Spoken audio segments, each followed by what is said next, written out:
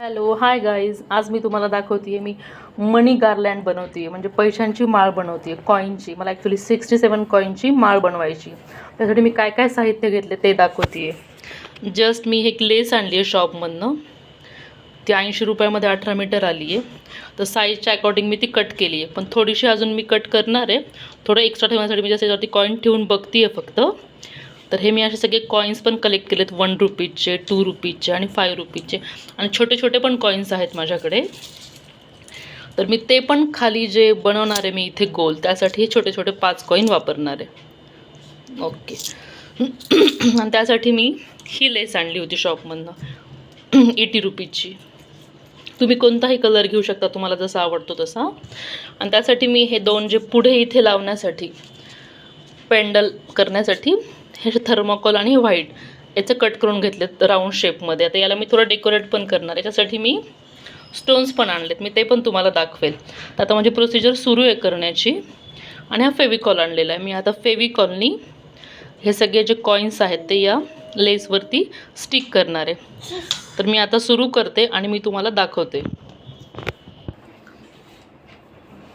तर मी हे जे त्याचं पेंडंट बनवणार आहे त्यासाठी जे सर्कल कट करून घेतले होते त्याला मी असं पेपर स्टिक करते आहे. तर एक साईडनी केलं आहे आणि एक साईडनी पण मी पूर्ण फेविकॉल लावून ते स्टिक करून घेणार आहे त्याला, पूर्ण हा फेविकॉल स्प्रेड करून.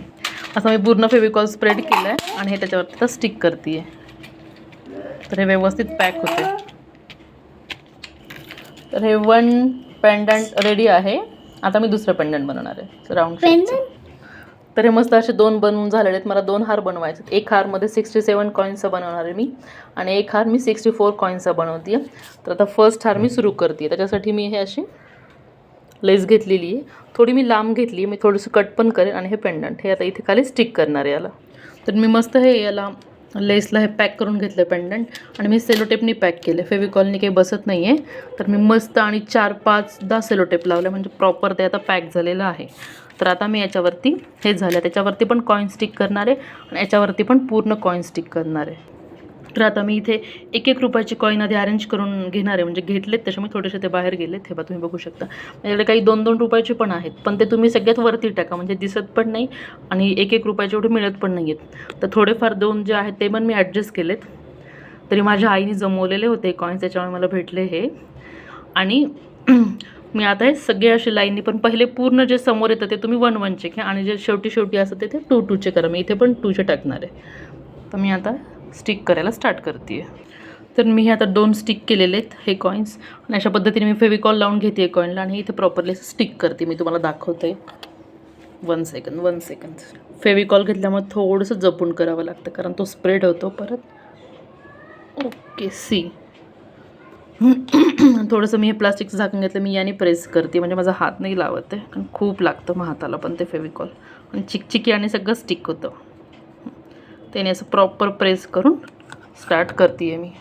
ओके. तर मी हे मस्त सगळे स्टिक केलेले आहेत कॉईन्स याच्यावरती. तुम्ही बघू शकता किती सुंदर झालं आहे. फक्त इथे मागे नाही करणार आहे, हे असंच ठेवणार आहे कारण ते गळ्याच्या बॅक साईडला जातं. आणि जे उरलेले कॉईन्स आहेत ते मी आता या सर्कलवरती ॲडजस्ट करून इथे स्टिक करणार. अजून मी इथे स्टिक केलेलं नाही आहे, जस्ट इथे मी ठेवलेत हे कॉईन्स. किती छान स्टिक झालेत. मस्त मनी गार्लँड झालेली आहे. मी इथे कॉईन्स लावून त्यावरती डेकोरेटिव्ह स्टिक केले आहेत स्टोन्स. आणि हे बघा मस्त अशी 67 कॉईन्सची मनी गार्लँड झालेली आहे. पैशांची माळ स्वस्त कमी पैशांमध्ये कमी वेळेमध्ये ही माझी बन. त्याच्यासाठी काय काय लागले? लेस लागली आहे गोल्डन कलरची, 67 कॉईन लागले, फेविकॉल लागला आहे म्हणजे मला एक पूर्ण आणि दुसरी थोडी डबी लागली. 10 रुपीजची एक डबी आणि दुसरी परत. आणि इथे स्टोन्स 5 स्टोन आणि इथले कॉईन्स आणि इथे ह्याला डेकोरेट करण्यासाठी. ठीक आहे. अशी माझी छान मनी गार्लँड बनलेली आहे.